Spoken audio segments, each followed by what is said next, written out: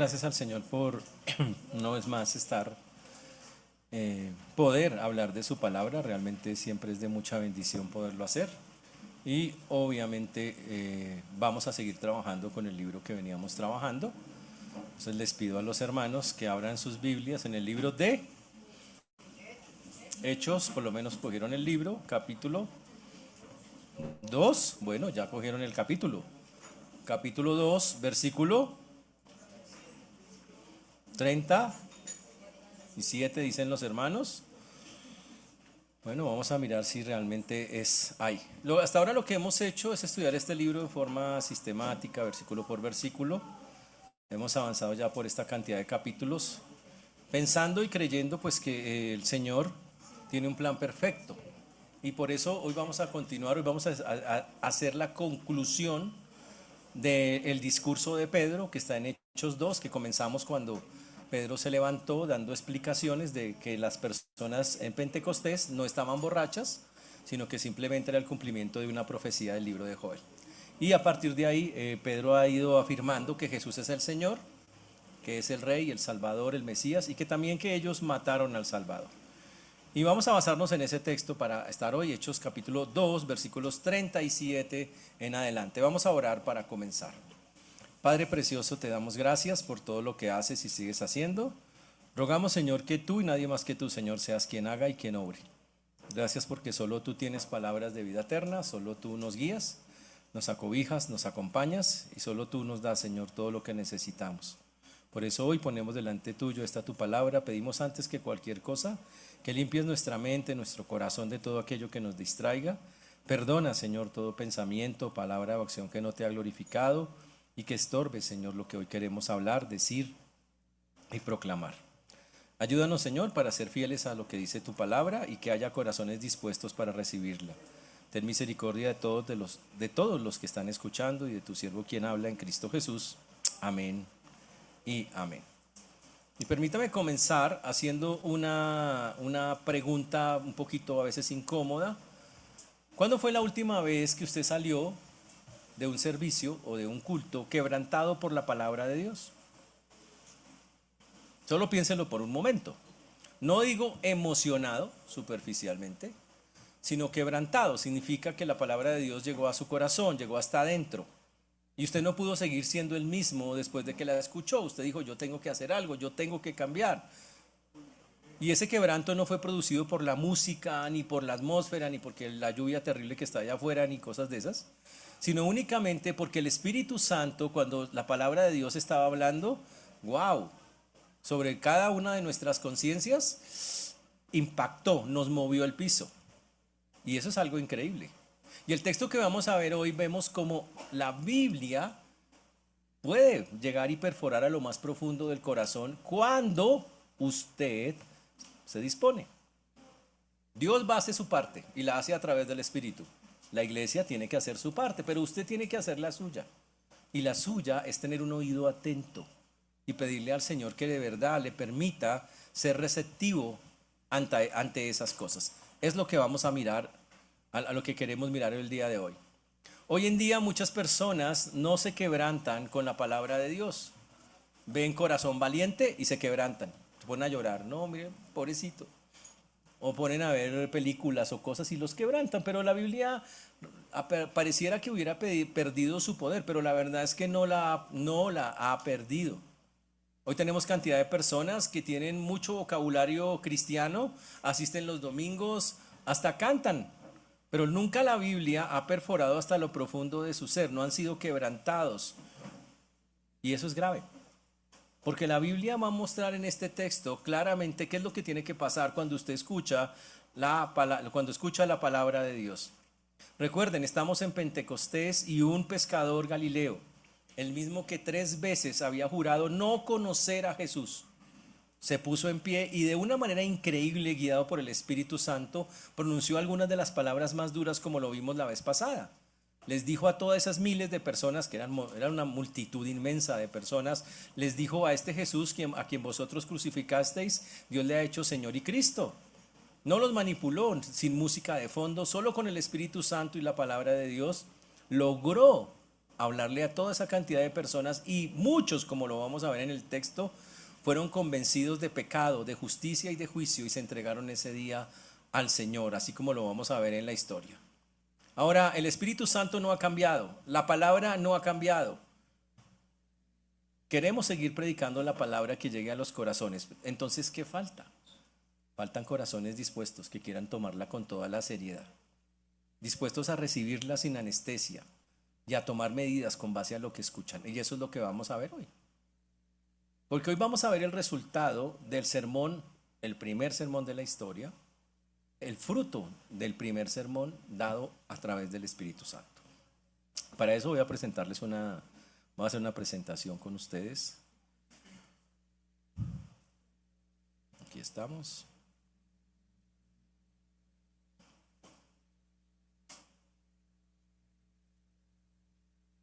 Acá.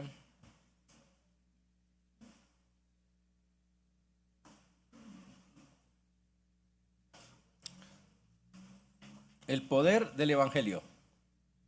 Lo que vamos a mirar hoy es el tremendo poder que el Evangelio tiene cuando realmente es predicado, como la Biblia dice que tiene que ser predicado. Y es algo increíble, y para eso vamos a usar el texto de Hechos, el capítulo 2, los versículos 37 hasta el versículo número 41. Hechos 2:37 hasta el 41.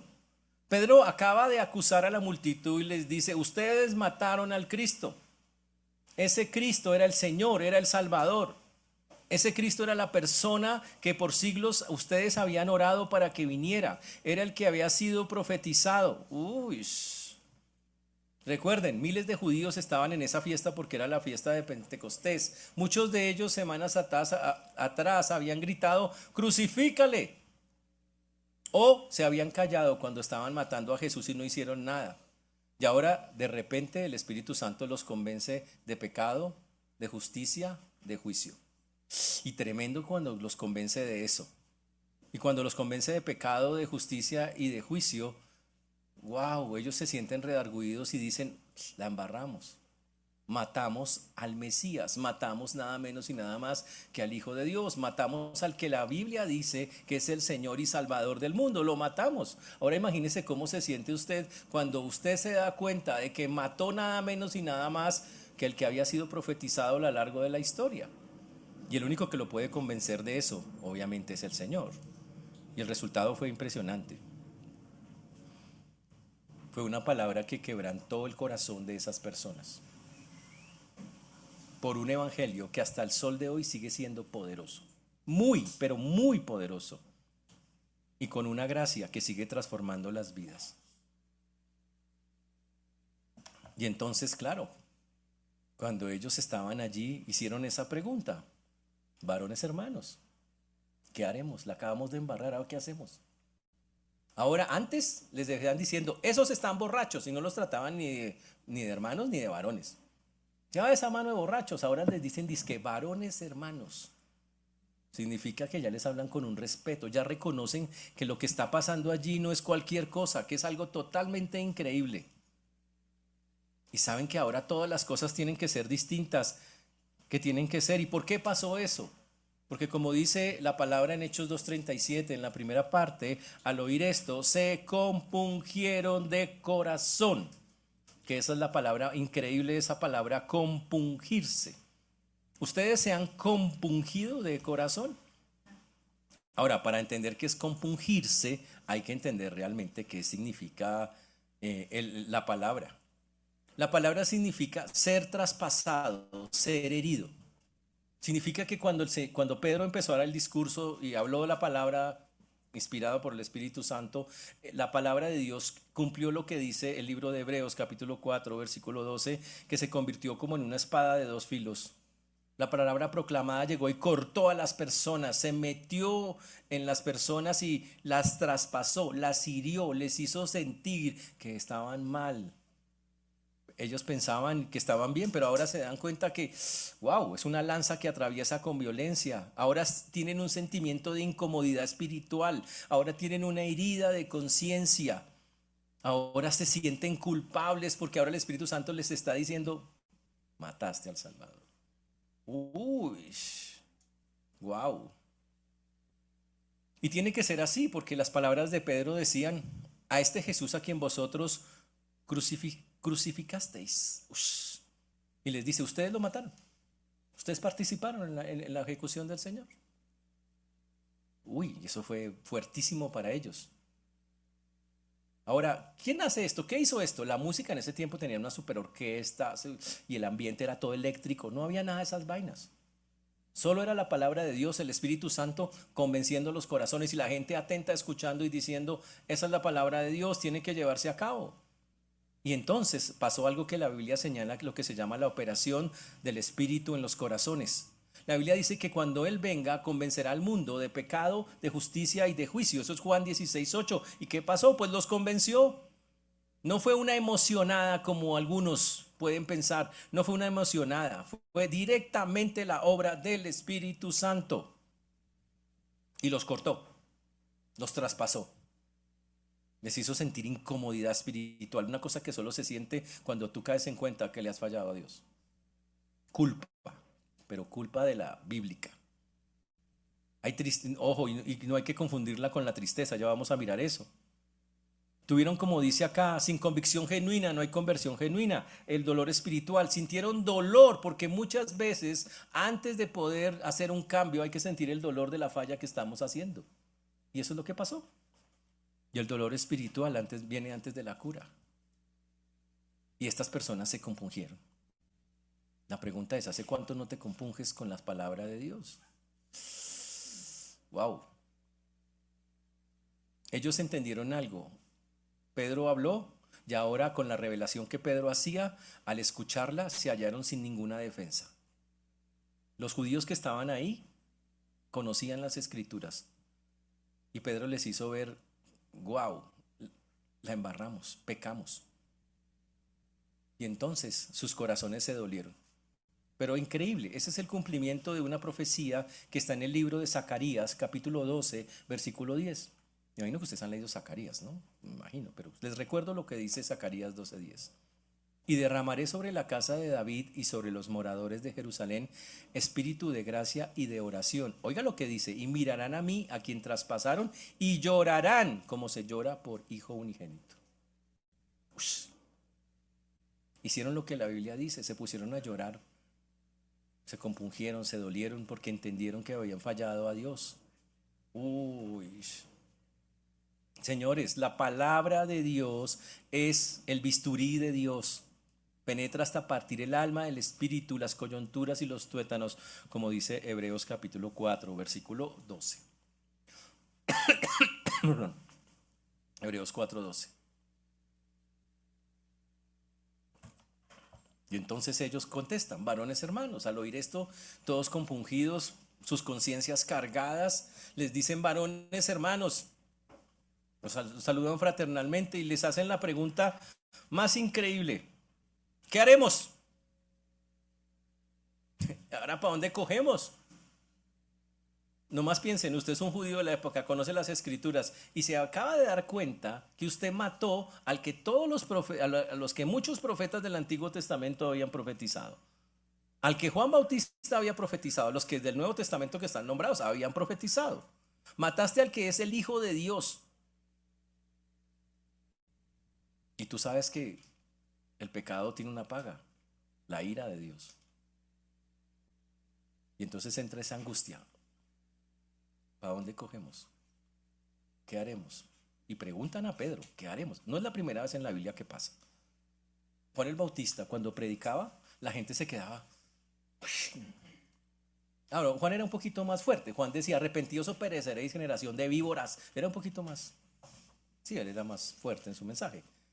Y cuando la gente lo escuchaba, ¿sabe qué decía esa gente? ¿Y ahora qué hacemos? Cuando el carcelero de Filipos finalmente le preguntó, cuando vio que salieron ya de la cárcel, los apóstoles preguntó, ¿ahora qué hago para heredar la vida eterna? ¿Ahora qué hago? ¿Qué hacemos? Y lo mismo ocurrió con Pablo en el camino a Damasco. También preguntó al Señor, ¿y ahora qué hago? Preguntarle a Dios qué hacemos es bíblico, hermanos. Y fue en este momento terrible, muy fuerte. Y por eso le preguntan, varones hermanos, ¿qué vamos a hacer? Las personas, antes de llegar al Señor, deben tener convicción de pecado. Porque la convicción de pecado es lo que quiebra el corazón. Soy un pecador, necesito cambiar mi vida. Eso es lo que hace que una persona pase de no creyente a creyente. Así es como se obtiene una verdadera salvación. Cuando hay un quebrantamiento de mi alma por estarle fallando al Dios infinito, grande, único y especial. Cuando mi mente entiende, cuando lo entiendo, he estado lejos de Dios. Ahí comienza el asunto. Y así es como lo está explicando él. Pero lo bueno de la Biblia es que Pedro no les dije, ustedes están perdidos, todos huelen a azufre, van a morirse por lo que hicieron. Que podría habérselo dicho, pero no lo hizo. Y le dijo, ¿quieren salir de eso? Entonces hay que hacer unos cambios. Y comienza con una palabra en el siguiente versículo que dice, arrepentíos. ¿Quieren realmente solucionar lo que hicieron? Entonces hay que arrepentirse, pero no con un falso arrepentimiento, con uno real. El falso tiene miedo porque le teme a las consecuencias del pecado. Dice, uy, qué embarrada, ¿y ahora qué me van a decir? ¿Qué me van a hacer? Ese es el falso. Tienes miedo de las consecuencias. Uy, qué embarrada, ¿y ahora? El falso es por un ratico, se emociona. Dice, qué vaina, ¿yo para qué me fui a tomar toda la noche y ahora? Pero bueno, llega como al almuerzo y dice, bueno, me tomo una palacé y se le pasa, porque es pasajero. Dice, ay no, ya, hace algo y se le pasa, se le quita, eso es así, ya. El falso regresa al mismo estilo de vida, vuelve a la misma vaina y no cambia nada. Eso es un arrepentimiento falso. Y el falso no produce un cambio. Yo lo miro y lo miro y lo miro y yo no le veo el cambio por ningún lado. No hay un cambio observable. No se puede decir, uy, cambió en esto, cambió en aquello. No, uno no le encuentra nada de eso. Y la Biblia habla del falso, pero también habla del verdadero. Cuando llega el verdadero cambio, usted ya hace lo que la Biblia llama es un cambio de dirección. Es un cambio, es un giro de 180 grados. Usted cambia total, iba para allá, ahora voy para allá. Ese es el cambio.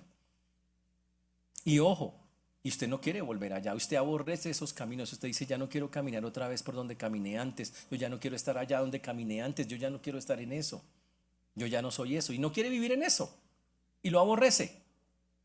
Y como lo aborrece, cada vez que lo ve, ¡pum!, se le quita, huye, se va, pone barreras, eso es el que ya cambió. Y lo más importante, cambia radicalmente la mente, o sea, cambia lo que usted piensa de eso. Antes le parecía, uy, tan chévere, y ahora usted dice, uy, no, que eso no se hace, eso no está bien. Es un cambio de mente, porque la palabra arrepentimiento significa un cambio acá. Es un cambio en mi manera de pensar que obviamente produce que yo cambie mi manera de vivir. Eso hace que mi vida gire totalmente, va hacia otro lado, 180 grados. Y cuando uno observa a esa persona, uno ve marcas verificables. Yo puedo decir, vea esto, esto, esto, esto, esto. Eso es un cambio verdadero. Pregúntense, ¿cuando llegaron al Señor pasó eso? Porque usted puede creer que sí, pero resulta que usted, como dijo alguien, esta es la misma belleza de antes, la misma. No ha cambiado nada. Entonces no ha pasado nada. Usted se pegó una emocionada que le hace creer que usted está con Dios, pero usted no está con Dios. Y eso es grave, porque eso quiere decir que usted es un simpatizante de la Biblia, no un creyente. Y los simpatizantes no van al cielo, siguen separados de Dios. Ese es el punto de eso. Pero qué impresión con ese texto. Que le dije arrepentidos. Y la palabra arrepentidos es un imperativo, el verbo está como un imperativo, significa hágalo. No dice váyase arrepintiendo a pedacitos, habla de una decisión que toca tomar así, listo, ya no más, ¡pum! Y comienza ahí. Es una decisión radical, definitiva, literal, que a veces viene acompañada de mucha tristeza y mucho dolor. Y recuerden que la Biblia dice que hay una tristeza que es según Dios. Es cuando esa tristeza es porque le he fallado a Dios. Y la tristeza me lleva al arrepentimiento. Pero hay una tristeza es porque, uy, qué embarrada, me tiré la plata, yo como soy tan bruto. Esa no es una tristeza según Dios. Esa es una tristeza porque usted se mira al espejo y dice, yo no valgo nada. Eso no ayuda en nada. Es usted con usted. Eso no tiene ningún cambio, no hace nada. y se pega la llorada, pero por la noche están lo mismo. No pasó nada. Y sus lágrimas, aunque salen, son lágrimas de cocodrilo. Literalmente. ¿Estamos claros? Ahora, piensen en la audiencia, eran judíos. ¿De qué tenían que arrepentirse literalmente ellos? De lo que pensaban de Jesús. Ellos habían pensado que Jesús no era el Mesías ni el Salvador. Al contrario, lo habían acusado de montones de cosas y seguro algunos de ellos gritaron, crucifícale, y algunos de ellos gritaron cosas contra él. Y ahora lo que el Espíritu Santo les ha convencido es, si era el Mesías, era el Señor, era el Salvador y encima de todo lo maté. Y sus corazones entonces se quebrantan, se doblan totalmente.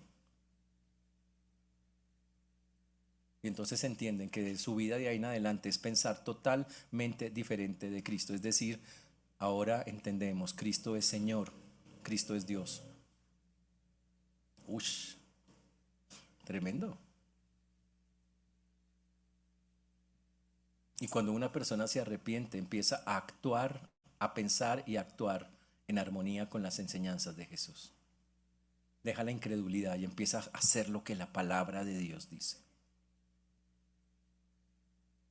Pero ese era apenas el primer paso que Pedro les dijo que hicieran. Entonces Pedro les manda el segundo paso. Y les dice, bautícese cada uno en el nombre de Jesucristo para perdón de los pecados. Para entender por qué les pide eso, es porque eso es una práctica judía. Cuando un judío se identificaba con una persona en la Biblia, un profeta, un maestro, ¿qué hacía? Pues se bautizaba en el nombre de ese maestro. Era su forma de decir, yo estoy de acuerdo con los pensamientos de eso. Un ejemplo de eso es Juan el Bautista. Juan el Bautista bautizaba a gente, así fue como encontró a Jesús. ¿Y por qué la gente se bautizaba con él? Porque decía, lo que dice Juan, yo estoy de acuerdo. Y para verificar y para mostrarle a todo el mundo que yo estoy de acuerdo con Juan, pues me bautizo. Juan me bautiza y listo. Y eso quiere decir que yo me identifico con las ideas de Juan. Ahora el Señor le dice a estas personas que han entendido que Cristo es el Señor, que se bauticen como una forma pública de que ya entendieron que se identifican con las ideas y con la vida que exige Jesús. Es eso. Y por eso le dice, bautícese. Interesante que no dice, bautícese en el nombre del Padre. ¿Por qué no? Porque ellos creen en el Padre. Tampoco dice, bautícese en el nombre del Espíritu, porque ellos creen en el Espíritu. Pero ellos no creían en el Hijo. Y por eso dice, bautícese en el nombre de Jesucristo. Porque esa es la diferencia. Y por eso ese bautismo para ellos era específicamente eso. Y aquí es donde tenemos que distinguir y no confundir. Hay personas que todavía dicen, cuando yo me bautice, ahí quedan perdonados mis pecados. Bueno, no han leído la Biblia, eso no es lo que dice la Biblia. Una cosa es el bautismo y otra cosa es el perdón del Señor. Voy a comenzar. ¿Cuándo recibo yo el perdón total de Dios? El día que usted entrega su vida. El primer día, en ese momento, en ese instante, la Biblia dice que todos sus pecados son perdonados. El Señor lo libera y cancela la deuda que usted tiene por sus pecados. Todos sus pecados, no poquitos, todos son perdonados. Y ese perdón está fundamentado en que usted aceptó a Cristo, que usted cambió su manera de pensar y que usted entendió, Él es el Salvador y me limpia gracias a su sangre preciosa. Y al aceptarlo, ¡pum!, quedó, ya, eso es el perdón total. Brun, cuando yo ya entendí eso, yo puedo pasar al siguiente nivel. ¿Cuál es el siguiente nivel? Bautizarme. ¿Qué es bautizarse? Contarle públicamente a todo el mundo, mire, yo soy un seguidor de Cristo, Cristo ya me salvó. Ese es para el bautismo en agua. En la Biblia hay varios bautismos. No confundan. Primero, bautismo en el Espíritu. ¿En qué momento? El día del perdón total es el bautismo en el Espíritu. Ese día recibo a Cristo. Instantáneamente, en ese soy incorporado al cuerpo de Cristo, que es su Espíritu. Y por eso se llama bautismo en el Espíritu, porque paso a ser parte del Espíritu de Cristo. Instantáneo. Pero el del agua, que es el que está nombrando Pedro acá, ese se hace después de que usted ha creído. Por eso dice, es un acto individual. Nadie se puede bautizar por usted. Nadie. No produce perdón. Porque usted ya ha sido perdonado. Para primero tiene que creer antes que bautizarse. Pero ojo, pero usted sí proclama el perdón. Cristo me perdonó hace un día, 10 días, un mes, lo que haya pasado entre el tiempo de conversión y eso. Y es un compromiso en el cual usted se compromete a romper públicamente con el mundo anterior, donde usted está diciendo, yo soy de Cristo, me identifico con Él, mi vida es distinta, aquí estoy, soy un cristiano.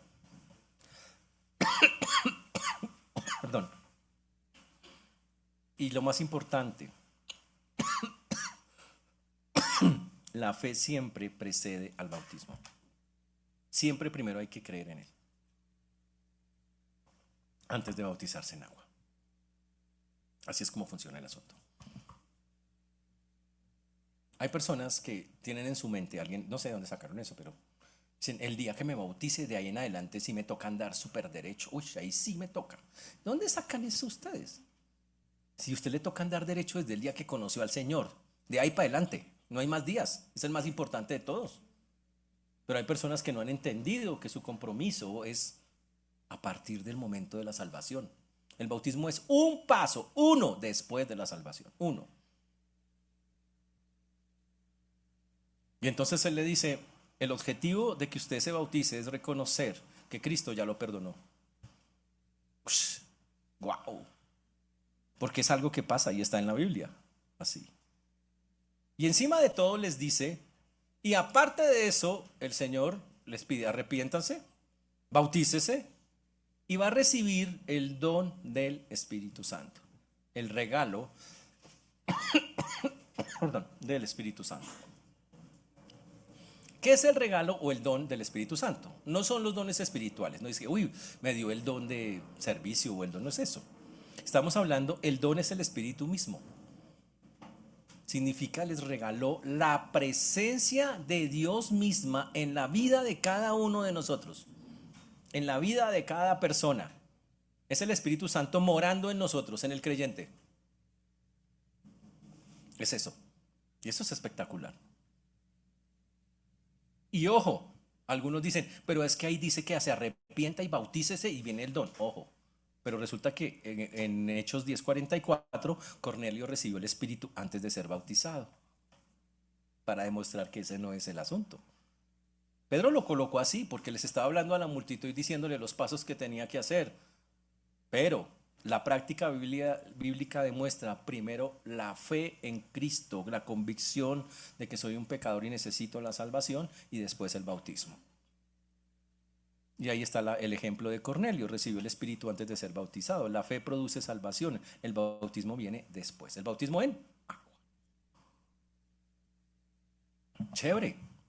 Y lo más increíble es que les dice, es que esa promesa de recibir el Espíritu Santo es para todos, para ti, para tus hijos, para los que están lejos, para cualquier persona que en cualquier lugar de esta tierra diga, yo sigo y entiendo quién es Cristo. Es para todos. Y eso es espectacular, es una cosa muy, muy chévere. Por eso el Señor no hace acepción de personas. Este texto en eso es fantástico. Recuerden que Pablo dijo, no me envió Cristo a bautizar, sino a predicar el Evangelio. Él vino fue a predicar el Evangelio porque es lo que salva. El bautismo solo es un paso de obediencia en medio de todo, de todas esas cosas. Y qué chévere que encima de todo viene esa promesa de recibir el Espíritu Santo. Que, ojo, es la señal inequívoca de que somos creyentes, salvos, de que el nuevo nacimiento se ha producido. De que ahora sí somos creyentes. Esa es la señal principal de que en verdad nosotros somos. La otra cosa que está diciendo él en este texto, que también es muy bonito, es que, recuerde, le está hablando a una audiencia judía. Ellos vinieron chismosos a mirar qué estaba pasando. Y su primera impresión fue, están borrachos. Después cambiaron a varones hermanos. Ahora el Espíritu Santo los convenció de que eran pecadores. Y ahora Pedro les dice que la promesa de lo que vieron ahí, porque ellos vieron cómo el Espíritu vino sobre las personas, también es para ellos y para su descendencia y para todos los que están lejos y los que están cerca. Eso es fantástico. Quiere decir, la experiencia de que el Espíritu Santo more permanentemente en una persona es para todo el mundo, todo aquel que crea. Que eso es increíble. Es una promesa sin fronteras, dice, para vosotros, para vuestros hijos y para todos los que están lejos, dice el texto. Para vosotros eran los que estaban en ese momento en Pentecostés. Para vuestros hijos son los hijos de ellos, los descendientes. Para los de lejos son los que no eran judíos, los gentiles, de otras culturas, otras naciones. Pero también dice, para los que Dios llame. La Biblia dice, yo no quiero que ninguno perezca, sino que todos procedan al arrepentimiento. Dios llama a todos los hombres en todo lugar a que se arrepientan, dice la Biblia. El llamado de Dios para todo el mundo. Y ahí es donde vemos una vez más la soberanía de Dios y la responsabilidad humana. Dios sigue llamando. Aquí llamó a todos estos que estaban escuchando. ¿Todos recibieron la palabra? No, pero muchos sí. Responsabilidad humana. Impresionante eso. Cuando llegamos al versículo 40, Pedro sigue con su discurso, no paró, él siguió diciendo cosas. Cuando llegamos al versículo número 40, entendemos, dice, y Pedro con otras muchas palabras, montones, seguía exhortando y diciendo, sean salvos de esta perversa generación. Significa que todo el discurso no está escrito, significa que Pedro se duró mucho más que lo que dijo ahí, significa que les dijo un montón de cosas más. Y dice que los exhortaba, que les llamaba la atención, les hacía caer en cuenta y les pedía y los retaba a algo. Sean salvos de esta perversa generación. Uy.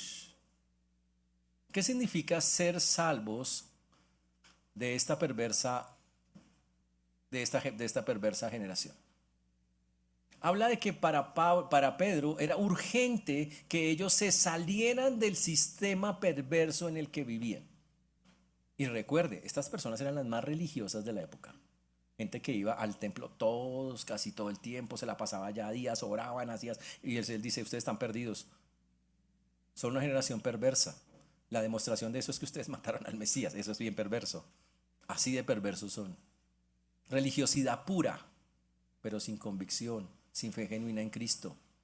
Ush. Y por eso dice acá Lucas que Pedro no escribió todo lo que Pedro dijo, lo resumió.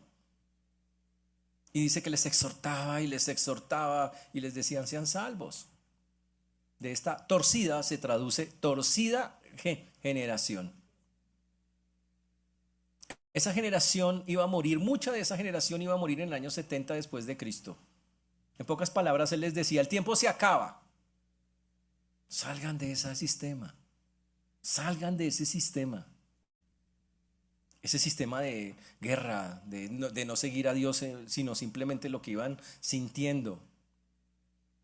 Ese es el punto. Y bautizarse significaba romper con su cultura, y que se fuera encima el imperio romano como efectivamente se lo fue.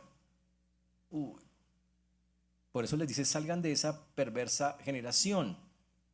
La salvación no solo es el rescate del infierno, también es la liberación del sistema presente que se rebela contra Dios. Es la forma en que usted dice, no voy a seguir lo que el mundo hace, yo soy diferente, no voy por ese lado. Y eso es algo es muy bonito. Porque el tiempo se acaba y porque la salvación, señores, es separación. Si usted realmente está metido con Dios, la salvación es una vida que es distinta, separada de como normalmente una persona del mundo vive. ¿Así somos? Salvación es separación. Y eso debe quedar claro en cada uno de nosotros. Pedro no paró. Y nosotros tampoco podemos de hablar, porque ¿quién fue el que convenció a estos? La palabra de Dios, alguien les predicó. Y él siguió hablando y siguió hablando y siguió hablando y siguió hablando. Y así tiene que ser. Esa es la manera correcta en que se hace. Y no paró hasta que todos escucharon una y otra vez las exhortaciones.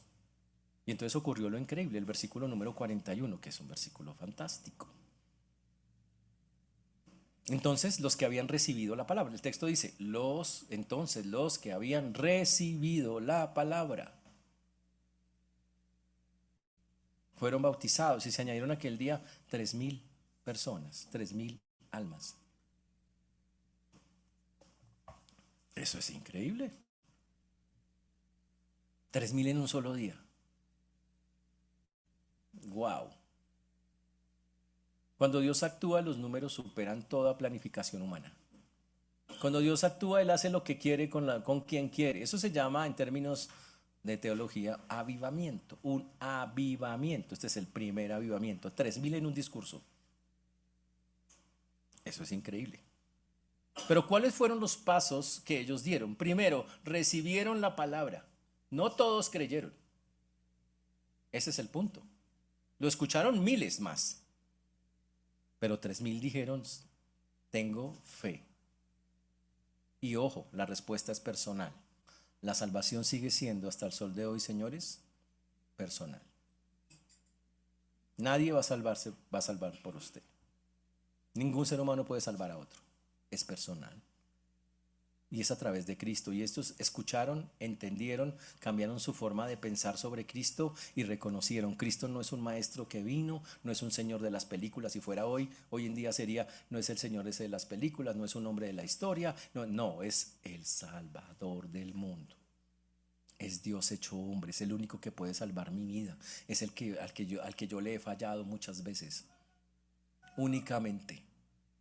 Y cuando una persona entiende esa verdad, wow, esa es la forma en que llega la salvación. Cuando usted entiende: le he fallado a Dios toda la vida, he pecado contra Él, lo he deshonrado, lo he pisoteado, todo. Y entonces usted, convencido de que no quiere seguir así, dice: me arrepiento, y ¡fum!, gira. Su mente cambia y se enfoca y dice: ya no más. Es una decisión en la cual el Señor le ayuda y dice: ¿y qué hace el Señor en ese instante? Viene el Espíritu Santo y ¡shum!, no convence. Y se mete en su vida. Y usted empieza a vivir con la presencia de Dios en su vida. Después de eso dice: y fueron bautizados. Ahora viene la parte más increíble de la historia. Ahora, es una multitud, ponga 10.000 personas. Y Pedro les habla y le habla y les habla y ellos dicen: ¿qué hacemos? Y él les dice: arrepiéntanse, bautícese. Termina el discurso. ¿Quiénes siguen al Señor? 3.000. ¿Dónde hay agua? Y fueron a buscar el charco. E inmediatamente fueron a buscar dónde bautizar. Y se bautizaron 3.000. Podían hacerlo en el río. Cerca estaba el río, así que no hay problema. Y obviamente no era solo Pedro, ¿no?, bautizando. Recuerden que en ese aposento alto había muchos más. Entonces eran muchos más haciendo la tarea. Pero lo increíble es que eran 3.000. ¿Cuántos cursos tomaron esos muchachos para bautizarse? Pastor, y Pedro tuvo en cuenta los que estaban en unión libre.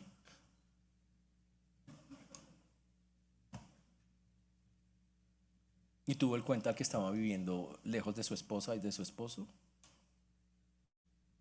No tuvo en cuenta eso. ¿Por qué? ¿Qué es lo que se requiere para la salvación? La fe en Cristo. Cuando una persona llega a Cristo y lo reconoce públicamente en un bautismo, Dios lo va convenciendo de los cambios que tiene que hacer en su vida para arreglarla. Sin eso no puede hacerlo. Antes de eso no lo va a hacer. O sea, ¿cómo le va a decir a una persona: suelte eso para que usted haga? ¿Cómo lo va a hacer? El Señor no le puso requisitos. Es más, todos los ejemplos que tenemos en la Biblia son así. Felipe y el eunuco, ¿se acuerdan de él?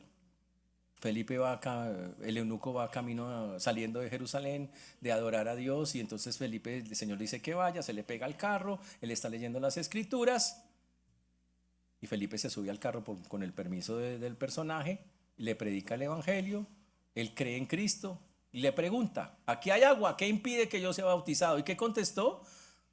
Dijo: ¿crees en el Señor Jesucristo? Y él dijo: sí creo. Dijo: listo, aquí está el charco, camine. Y lo bautizó, listo. ¿Cuánto se demoraba en esos tiempos la conversión y el bautismo? Era cuestión de encontrar el agua. Estaba el charco y de una. Usted dice: ¿y por qué era así? Porque la palabra era algo muy serio en esa época. Hoy en día ya no es tanto. Porque en ese tiempo usted decía: doy mi palabra. Usted no tenía que firmar nada. Usted dio su palabra. Usted se moría con esa. Y entonces era cuando una persona decía: me comprometo con Cristo, esa persona iba a durar a morirse con él. Estaba seguro de lo que pasaba, convencido total y completamente del asunto. Ese es el punto de eso. Y por eso la gente, cuando tomaba esas decisiones, No les preguntaba, no les hacían Pedro estaba convencido, estas personas son serias, porque la palabra era algo. Así que por lo tanto lo que va a seguir en sus vidas es que seguramente se van a bautizar y van a empezar a hacer muchos, pero muchos cambios en su vida. Y así fue. Y por eso dice la Biblia, y se añadieron aquel día, Dios los añadió. No era una lista de gente, Dios, el Señor no es un asunto de números, sino al cuerpo de Cristo. Y los añadieron. El asunto de estar en una iglesia no es estar en la iglesia, es ser un miembro activo de la iglesia. Ese es el punto, ser un miembro activo de la iglesia del Señor. Y lo increíble es que la iglesia pasó de 120 a 3120. Así, en una sola predicación. Una iglesia que ora fielmente, crece de maneras impredecibles. Sí, así es. La oración fue una de las cosas que motivó ese crecimiento a todo nivel. Es increíble eso. Entonces, como podemos ver, fue algo espectacular ese fruto que se obtuvo. Fue algo único y se dio en 4 movimientos. Este texto nos habla de que una persona llegaron a la convicción, se compungieron de corazón, que es lo primero. Después se arrepintieron. Y después, por hacer eso, recibieron la promesa del Espíritu. Y la evidencia de eso es que 3000 almas se convirtieron ese día. Eso es algo increíble. Es raro encontrar eso. Pero si usted sigue leyendo la Biblia, vamos a encontrar otro discurso de 5000, que es todavía más increíble, en un día, en una enseñanza. Ahora, ¿por qué eso no está pasando hoy? Es una pregunta que tenemos que hacernos. Bueno, para que un mensaje llegue necesitamos varias cosas que ocurran. Uno, que se predique fielmente la palabra. Que nosotros, los que estamos enseñando, los que estamos predicando, prediquemos la Biblia. Y eso tratamos de hacer y lo hacemos tratando de hacer al detalle como lo hacemos acá. Pero necesitamos que los oyentes la tomen como la palabra de Dios. Que los oyentes digan, sí, esa es la palabra de Dios, sí, ese es Dios hablando, sí, eso es lo que el Señor me está diciendo. No que el pastor lo dijo o que la iglesia lo dijo o alguien, no, lo dijo Dios a través de su palabra. Que lo tomen, el problema de hoy es la sensibilidad. ¿Qué les mueve el piso? Hoy estamos en un mundo insensible, las personas de hoy ya casi nada les mueve el piso, por eso leen la Biblia, ya nada les mueve. Prenden en el televisor y venden 15 muertos, 20, 50, normal, ya. Y leen la Biblia y también la leen así, sin sensibilidad, sin entender que tenemos que ser sensibles a lo que el Señor dice, sin entender que tenemos que, Señor, que tú dices, qué cosa tan increíble. Eso es lo que tenemos que pensar nosotros. Por eso no está funcionando. ¿Cómo aplicamos esto a la vida? A la vida diaria. Abre la Biblia sin reservas. La primera cosa que tenemos que hacer es, hermanos, lea la Biblia. Pero léala sin reservas. Señor, dime lo que me tengas que decir, lo que sea. Bueno, malo, duro, feo, bonito. Pero dímelo, no hay problema, Señor, yo quiero que así sea. ¿Cuándo fue la última vez que algo que leíste en la Biblia te obligó a cambiar algo concreto en tu vida? ¿Cuándo fue que usted abrió la Biblia y dijo, no puedo más con esto? Que pasó lo mismo que pasó ahí, su corazón se compungió, se dobló y usted dijo, yo tengo que cambiar. ¿Cuándo fue la última vez que pasó eso? Ese es el punto. Por eso hay un reto. La palabra de Dios, señores, no es para criticarla, es para recibirla. El Espíritu usa la verdad completa para transformar nuestras vidas, incluyendo los textos que más nos incomoden. Por eso hay que leerla, y el reto es hay que leerla y sin criticarla. Señor, háblame, enséñame, muéstrame. Porque es la que tiene el poder para cambiar, ya lo vimos. Cambiar nuestra manera de pensar, de hablar y de actuar. Segundo reto.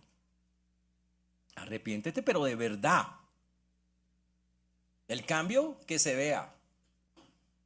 La Biblia dice arrepentíos. Si alguien que te conoce bien describiera tu vida en los últimos 6 meses, ¿vería evidencia real de tu transformación? Si yo le preguntara a un amigo suyo que lo conoce hace 6 meses y dice, ¿de verdad esa persona ha cambiado? Y me dijera, o sea, es la misma belleza de antes, es peor. Es más, es el jefe de la banda ahora, con eso le digo todo.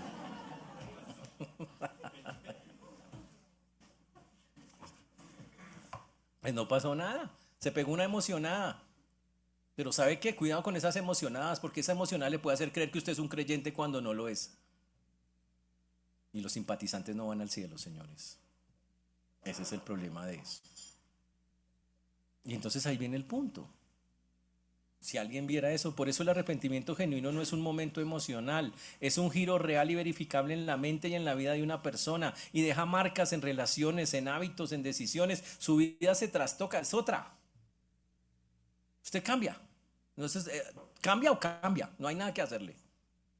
No es perfecto, pero cambia y lucha por cambiar y se mete aquí y nunca será perfecto al 100, pero ¿sabe qué? Lo intenta porque quiere agradar a Dios.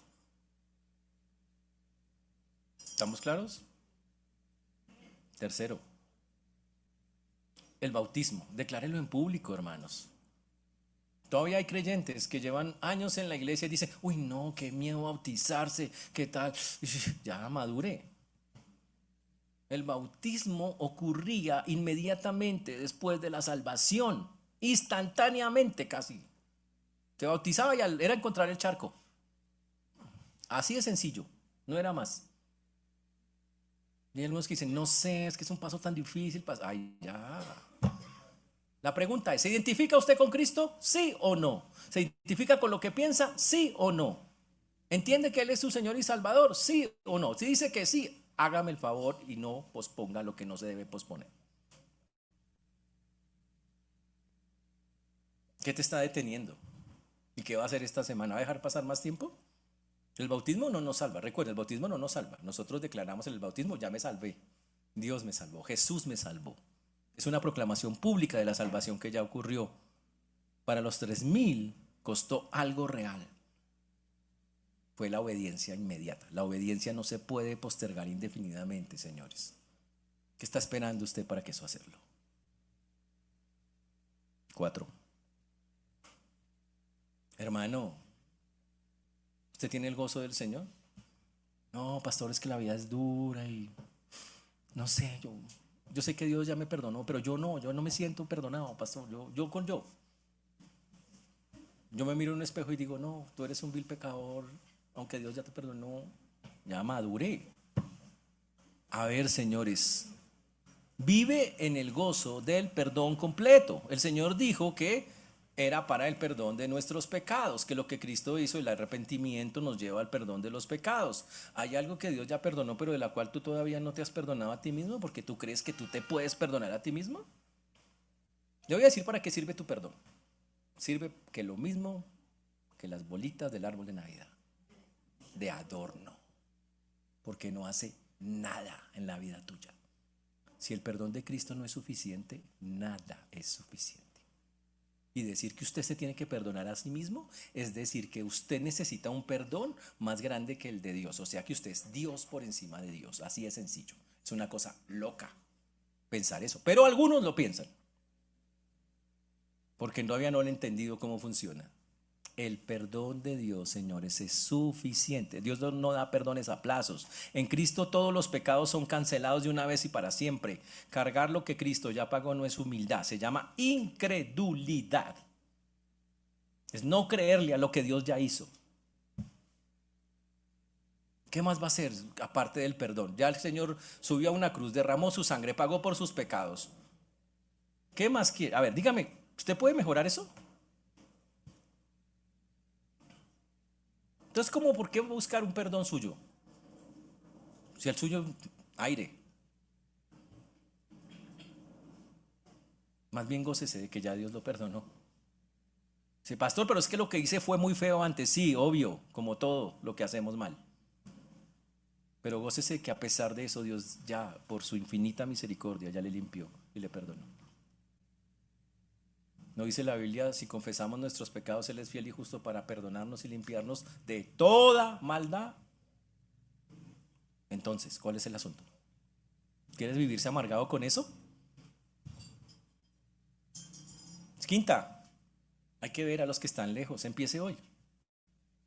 ¿Puede nombrar ahora mismo 3 personas no creyentes por las que estás orando activamente esta semana? 3.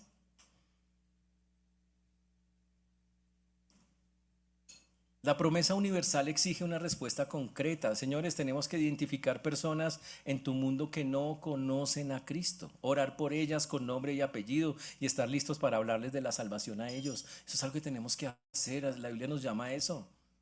Porque ese mensaje y esa promesa, como dice el texto, es para todos, incluyendo para los que están lejos. Esos son nosotros.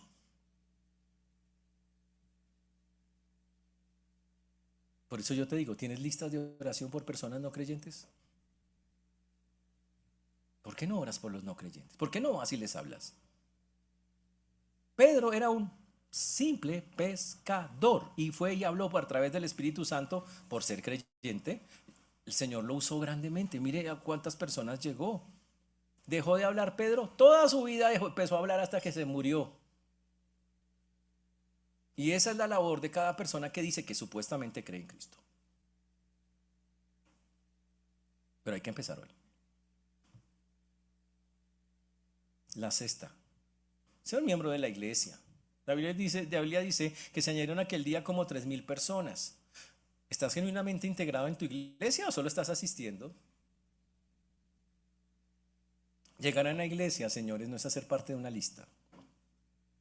Es cumplir su labor dentro de la iglesia, porque Dios hace cuerpo, usted es parte del cuerpo de Cristo. El cuerpo de Cristo es que cada uno hace algo y usted tiene que encontrar su lugar, qué va a hacer en la iglesia. No es un número, no es eso. Pasa de asistente a miembro real, intégrate a la obra de Dios. Añadirse a una iglesia es más que bautizarse, es entrar en la comunión de la familia de Dios y todo lo que eso implica, servir, ayudar, exhortar, animar, todas las cosas que implica entrar en la comunión con eso. Todas esas tienen que ser.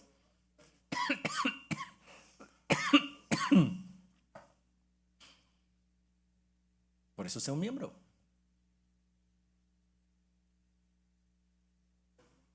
Ahora, para la iglesia, ¿qué retos tenemos? Cuando hablo de retos para la iglesia son cosas que nosotros somos la iglesia. Cosas por las que usted y yo tenemos que orar para que se mantengan o vengan si no están. Y la primera es que sigamos predicando con valentía y que Dios levante muchos hombres que lo hagan. Necesitamos muchos predicadores porque la obra de Dios tiene que seguir. Necesitamos gente valiente que diga, listo, yo quiero, yo voy a meterme a hacerlo. Necesitamos que el trabajo de toda la iglesia tenga fruto, como fruto vidas transformadas que permanecen. No el número, no nos interesa la cantidad de gente que entre, nos interesa la cantidad de gente que cambia. Eso es más importante. Y por eso esta iglesia se esmera, les dicta autoconfrontación, les dicta el tal. Todo eso es para que ustedes cojan herramientas y cambien sus vidas, formen su carácter. Porque eso es lo más valioso, lo más importante.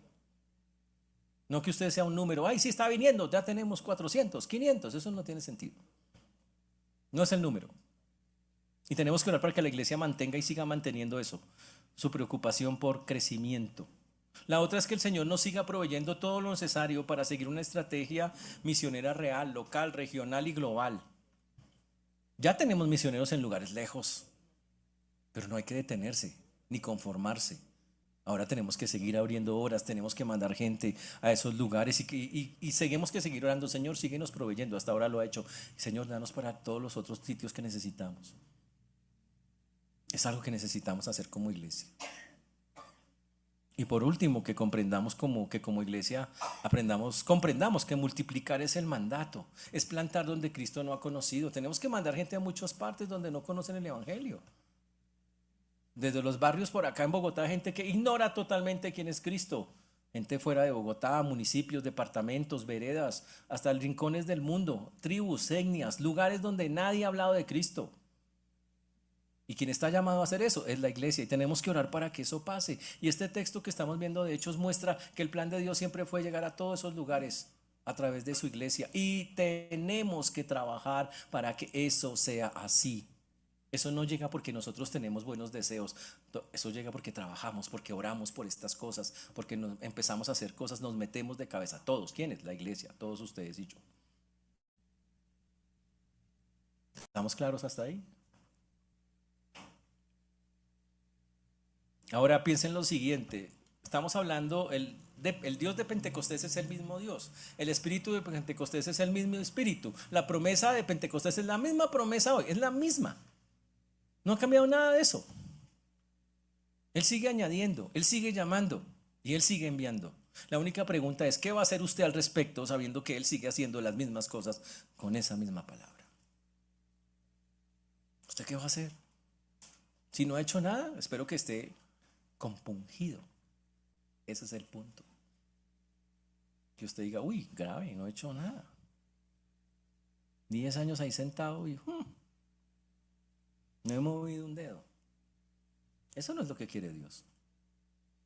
Y necesitamos que toda la iglesia se integre. Esto es para todos. Para todos. La conclusión es que lo que pasó en Pentecostés, ese fuego aún arde. Los 120 personas, solo para que entiendan, porque usted dice, pero es que nosotros, a ver, esos 120 personas eran personas comunes y corrientes. No tenían nada diferente a nosotros. Lo que tenían es que creyeron lo que Dios les dijo. Dios les dijo, vendrá el Espíritu y recibiréis poder cuando haya venido sobre vosotros el Espíritu Santo y me seréis testigos en Jerusalén, Judea, Samaria, hasta el último. Y listo, lo creyeron y fueron testigos a todo eso. Así, solo le creyeron a Dios. Gente común y corriente como nosotros. Pedro era un pescador que había fallado, pero Dios siempre da nuevas oportunidades y obedeció el llamado y arrancó. Y lo más increíble, los 3000 eran culpables del peor crimen. Pero Dios decidió que la gracia de él era suficiente para perdonarlos y usarlos y hacerlos sus embajadores. Que eso es. Tú no tienes menos espíritu que Pedro. Tu iglesia no tiene menos promesas que la iglesia de Jerusalén. La pregunta no es si él puede, es si nosotros estamos dispuestos. Y la pregunta es, ¿están dispuestos?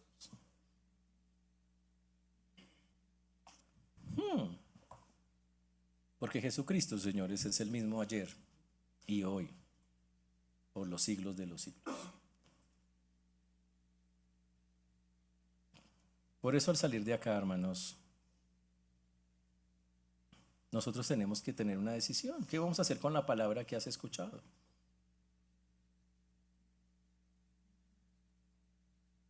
Tú ya sabes lo que la palabra tiene que hacer en tu vida. Si eso no está pasando, pregúntate, ¿dónde está el problema? Y normalmente vamos a encontrar que somos nosotros, nuestra poca disposición a tomarla, a vivirla. Pero eso puede cambiar. Podemos tomar medidas como lo vimos hoy, podemos avanzar en el Señor, podemos trabajar de su mano. Y los animo a que así sea. Pues la iglesia necesita que nos movamos. Así que los animo, mis hermanos, a que así sea, que el Señor nos ayude y cumplamos su voluntad. Pongámonos de pie, por favor.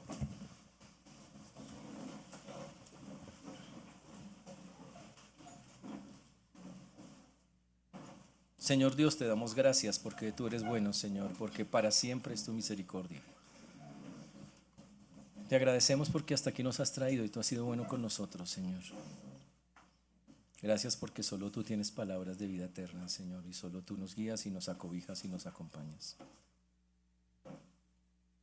Gracias porque a pesar de nuestras imperfecciones, Señor, tú quieres que tu iglesia te represente, que tu iglesia cambie, se transforme, Señor, y sea distinta.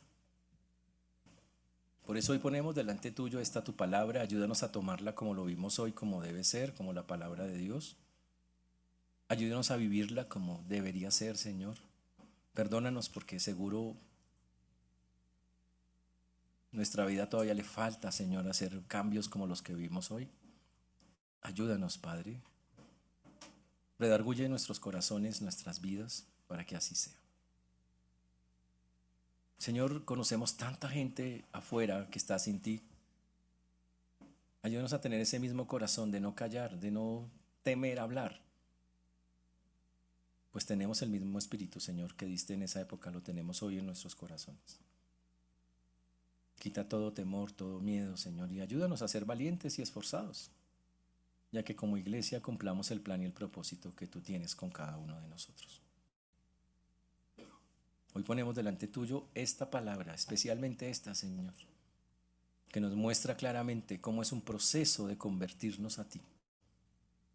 Que no nos engañemos, que si estamos, estamos, Señor, pero que si estamos, de verdad nuestra vida empiece a ser cambiada y transformada de la manera que la Biblia señala. Y que si no, Señor, empecemos desde ya a tomar esa decisión de cambiar, de arrepentirnos y empezar un camino contigo. Señor, ayúdanos a que como iglesia también nos mantengamos predicando la palabra y enseñando la verdad. Y te rogamos y pedimos todo esto, Señor, entendiendo que seguro será una semana donde nos cruzaremos con muchas personas. Pero ayúdanos a proclamar esta verdad y enseñarla a muchos. Pues todo esto lo pedimos en el nombre de Jesús. Amén.